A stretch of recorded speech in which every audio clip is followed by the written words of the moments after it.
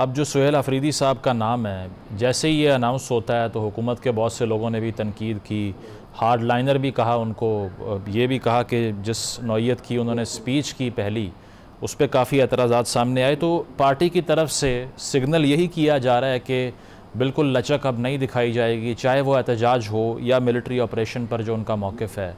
यही वो वजह बनी कि पीटीआई ने उनको चूज़ किया, या फिर गंडापुर साहब के ख़िलाफ़ जो अलीमा साहिबा की तनकीद थी उसको हम बुनियादी वजह समझें? अच्छा, बुनियादी तौर पे देखें, अगर इमरान खान के पर्सपेक्टिव से देखें, कोई इमरान खान ने अली अमीन को डिसओन नहीं किया। अगर अभी भी उनके रीसेंट टाइम में ट्वीट्स उठा के देख लें, उन्होंने उनको दरीना साथी का। देखें, इमरान खान ने जो समझा कि इस वक्त चेंज क्यों ज़रूरी थी, कि देखें अगर आप देखें पार्टी के अंदर कुछ फिशर्स तो मौजूद थे, जिसका गाय बगाए इमरान खान अपनी ट्वीट में कहते रहे कि कोई किसी को ज़ाती हद तक अटैक ना करे, एक डिस्प्यूट की फ़ज़ा थी। मगर आप देखें, चाहे सुहेल आफरीदी ना होते, किसी और को नॉमिनेट करते, क्रिटिसिज्म तो एक नेचुरल है, आना ही आना है। मगर इस नॉमिनेशन से हुआ क्या है कि तरीके इंसाफ केपीके में आपको एक गुलदस्ते की तरह नजर आई, एक माहौल यकसर बदल गया, एक नई इनिंग का स्टार्ट है। तो मैं समझता हूँ कि एक राइट टाइम पे इमरान खान ने फैसला किया कि उन्होंने अली अमीन को भी, एक जो उन पे अनड्यू बोझ पड़ा था, एक अनड्यू क्रिटिसिज्म बहुत ज़्यादा होने लग गया था, उससे उन्हें भी रिलीफ किया है और साथ एक फ्रेश स्टार्ट दिया है। और इसके अलावा कल शेर अफजल मरवत साहब हमारे प्रोग्राम में आए तो उन्होंने ये बताया कि उनके तब्दील होने की वजह, गंडापुर साहब की जो तब्दील होने की वजह, उसमें से वजूहात में से एक वजह यह भी थी कि खान साहब से जो उनकी आखिरी मुलाकात हुई तो उसमें गंडापुर साहब ने खान साहब को कन्वे किया कि अगले 1.5 से 2 साल में आप मुझे जेल से बाहर आते हुए दिखाई नहीं दे रहे। ऐसा हुआ है? अच्छा, देखिए, मैं पर्सनली तो ऐसी कोई कॉन्वर्सेशन का प्रिवी नहीं हूँ ना। मेरी फैसल अमीन से ज़रूर बात हुई है 2 दिन पहले, अली अमीन खान से नहीं हुई। तो मैं ऐसे ही कहूँ कि जी मैंने इस तरह की इन्फॉर्मेशन, मगर देखें बात है, देखें इमरान खान साहब को भी रियलाइजेशन है, वो अगर बैठे हैं तो वो कोई छोटी टक्कर नहीं ली हुई, वो इस निज़ाम से टक्कर ली हुई है। देखें, एक पॉलिटिकल डिस्प्यूट हो ना, तो पॉलिटिकल डिस्प्यूट वाले तो बंदे आ जाते हैं, लोग इधर कितनी दफ़ा हुकूमतों से बाहर होते हैं, जेल जाते हैं, आ जाते हैं। इमरान खान ने एक नज़रियाती इख्तलाफ लिया हुआ, और उस इख्तलाफ के जो डिविजन्स हैं वो मुल्क से बाहर भी जाती हैं। तो जब इस तरह की सूरत हाल हो और इस वक्त जब फोकस बाहर की दुनिया का पाकिस्तान की तरफ और पर्सपेक्टिव से हो, तो कुछ टाइम तो लगेगा। तो और इमरान खान साहब को भी इस चीज़ की रियलाइजेशन है, और इसी चीज़ को सामने रख के इमरान खान भी लॉन्ग टर्म खेल रहे हैं। इमरान खान भी कोई शॉर्टकट नहीं ढूंढ रहे। अगर शॉर्टकट ढूंढना होता तो जाहिर बात है आपके ही चैनल्स पे लोग वो अमरीकियों जो वफ्द आया था उसके भी एक आधे मेंबर का इंटरव्यू दिखाते रहे। इमरान खान ने कोई डील करनी होती, कोई कट शॉट ढूंढना होता तो वो बहुत पहले ढूंढ चुके होते। उन्होंने ये सफाई फाड़ा हुआ है, तो वो इसलिए ज़हनी तौर पे मेंटली प्रिपेयर्ड है। बाकी देखें, अल्लाह ताला ने रखा हुआ है, जो रात अंदर है वो अंदर है, वो कोई बाहर नहीं निकाल सकता। बाकी इमरान खान की अल्लाह हिफाजत कर रहे हैं। तो सुहेल साहब के लिए आपको लगता है कि पीटीआई का हाउस एंड ऑर्डर रखना भी बड़ा चैलेंज होगा जो गंडापुर साहब के लिए रहा, क्योंकि धड़ेबंदी की खबरें आती रहती हैं। अब उनकी काबीना की जो स्टेज है उसमें अब बैरिस्टर सैफ साहब भी होंगे, ये भी हम परसीव करें, या फिर जो पुरानी काबीना थी उसमें से कोई भी चेहरा दिखाई नहीं देगा हमें?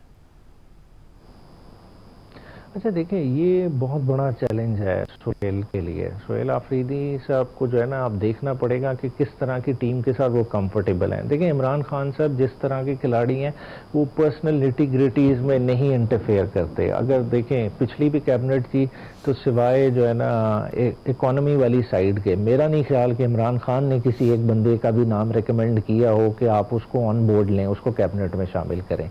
तो वो उसी तरह जैसा अली अमीन खान साहब के पास फ्री हैंड था, सुहेल आफरीदी के पास भी फ्री हैंड होगा। मगर देखें, अब ये सुहेल आफरीदी पे है। देखें, आप लोगों की एक्सपेक्टेशन उतनी ज़्यादा भी एज ए लीडर हाई ना करें कि जो आप मीट ना कर सकें। ये अब उन पे है कि वो किस तरह से एक मिडवे अचीव करते हैं, कि लोगों का भी बैलेंस करना है कि ओवरऑल बाकी एक ओहदे की भी रिस्पॉन्सिबिलिटी है, ओहदा भी कुछ आपसे तकाजा करता है। तो वो ये सारी चीज़ों को देखें, आने वाले 10-15 दिनों में आप देखेंगे कि किस तरह से वो बैलेंस करते हैं। और उन्होंने कहा मैं एहतजाजी सियासत का भी चैम्पियन हूँ, तो हम ये तसव्वुर करें फिर कि कोई मार्च दोबारा से आएगा पख्तूनख्वा से इस्लामाबाद की तरफ, क्योंकि तनकीद यही थी PTI पर कि कारकुनान जो हैं उनको मोबलाइज़ अब उस तरह से नहीं किया जा रहा पहले की तरह। जलसों में नाकामियों पर आप लोगों ने रिपोर्ट्स और इन्वेस्टिगेशंस करवाई, तो इनके आने से क्या मोबलाइजेशन बढ़ेगी, जलसे होंगे और इस्लामाबाद की तरफ मार्च होगा?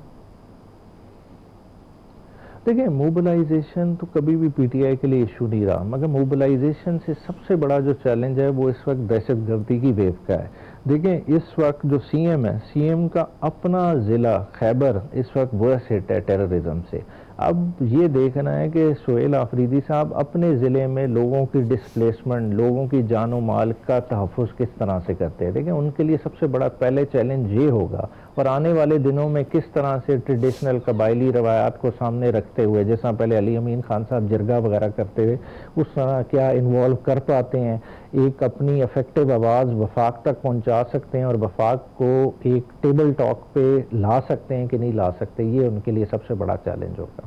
अच्छा, और बैरिस्टर सैफ ने आज कहा कि खान साहब से उनकी बात हुई है और उन्होंने कहा है कि अगर पैरोल पे रिहाई मिल जाए तो ये जो अफ़गानिस्तान पाकिस्तान के दरमियान तनाज़ा है इसे ख़त्म कराने में हम रोल प्ले कर सकते हैं। ये तो नेशनल इंटरेस्ट का मसला है, बहुत से सिक्योरिटी फोर्सेस के जो एहलकार हैं वो शहीद हो रहे हैं और हम एक जंग की सूरत हाल देख रहे हैं, हॉट बॉर्डर हो गया है, वेस्टर्न बॉर्डर भी हमारा। तो अगर इसमें तहरीक इंसाफ रोल प्ले कर भी सकती है तो किसी फ़ैसले का इंतज़ार क्यों किया जाए? क्या PTI अपने गुड ऑफिसेस प्रोवाइड नहीं कर सकती गवर्नमेंट को तालिबान से इंगेज करने के लिए? अच्छा, देखिए, इस वक्त एक चीज़ तो लिखी पड़ी है कि इस वक्त अफगानिस्तान में तालिबान की गवर्नमेंट है, अगर किसी को पसंद हो ना हो। अब तालिबान के साथ पाकिस्तान की एक पुरानी हिस्ट्री है और अखोड़ा खटक से लेके ऑनवर्ड एक है। अब आपके पास उस तरह की इंगेजमेंट के लिए लोग भी मौजूद हैं। अब तो ये तो सरकार ने डिसाइड करना है ना कि किस लेवल की इंगेजमेंट बनानी है। देखें, आप ईस्टर्न बॉर्डर के लिए तो लड़ सकते हैं, हमेशा से पाकिस्तान की तैयारी ही रही है कि इंडिया हमारा दुश्मन है, हमें देख नहीं सकता। हमने उस लिहाज से अपना हमेशा से स्ट्रेटजाइज किया और अफगानिस्तान के साथ हमारा एक ब्रदरली हमेशा से रहा। हमने उनके लिए बेपनाह कुर्बानियाँ भी दी, हमने उनको अगर खाली ठिकाना नहीं दिया, उनके लिए अपना खून भी बहाया है। तो इस तरह के जब मामलात हों तो मौलाना फजल रहमान साहब ने भी इसी लाइन की बात कल की। वो भी कहते कि मेरे भी राब्ता है और मैं जो है ना इस तरह की सर्विसेज प्रोवाइड कर सकता हूँ। तो लोग आपके पास मौजूद हैं, मगर ओवरऑल देखें इससे ज़रूरी क्या है कि अफगानिस्तान के हवाले से आप पहले एक नेशनल कंसेंसस तो बिल्ड करें। ठीक है, हम ये नहीं कहते कि भाई अफगानिस्तान अगर इधर हर्जा सराई करे तो आप जवाब ना दें, आप बिल्कुल जवाब दें, मगर देखें एक लॉन्ग टर्म सोचना है। क्या हम लॉन्ग टर्म एक ऐसे मुल्क के साथ लड़ाई में रह सकते हैं जिसका कुछ जाना नहीं है? देखें, पाकिस्तान इस वक्त टेक ऑफ की पोजीशन में है और अगर हम उस टेक ऑफ को इस तरह से फंसाना चाहते हैं कि अपने से छोटे के साथ लड़ाई में रहें और वो भी एक कंटिन्यूस लड़ाई में घुस जाएं, तो क्या ये चीज़ अफोर्डेबल है? तो अगर आप समझते हैं कि इसमें इमरान खान साहब रोल प्ले कर सकते हैं, मौलाना फजल रहमान साहब कर सकते हैं और लोग कर सकते हैं, तो मेरे ख्याल से करना चाहिए। लेकिन ये मिलिट्री ऑपरेशन की मुखालिफत करना, सोहेल साहब ने जिस तरह कहा जब तक हम जिंदा हैं ये नहीं होने देंगे, वफाकी हुकूमत इससे ये परसीव करती है कि आप प्रो तालिबान आर्ग्यूमेंट कर रहे हैं, आप उनकी रीसेटलमेंट चाहते हैं और दहशतगर्दों के ख़िलाफ़ काइनेटिक ऑपरेशन के अलावा डील करने के लिए कोई ऑप्शन बची ही नहीं है।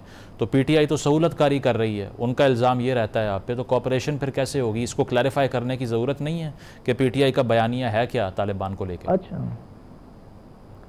अच्छा, देखें, आप एक डिफरेंट हम बात करें। एक तो तालिबान से हम जनरलाइज दो डिफरेंट चीज़ें, एक तो तालिबान की गवर्नमेंट है, अगर हम उससे हट के बात करें, हम TTP की बात करें, TTI, दूसरे डिफरेंट मिलिटेंट विंग, ISSS की बात करें, तो सारों को PTI as a party condemn करती है और इस किस्म का टेररिज्म पाकिस्तान की सॉइल पे नहीं होना चाहिए।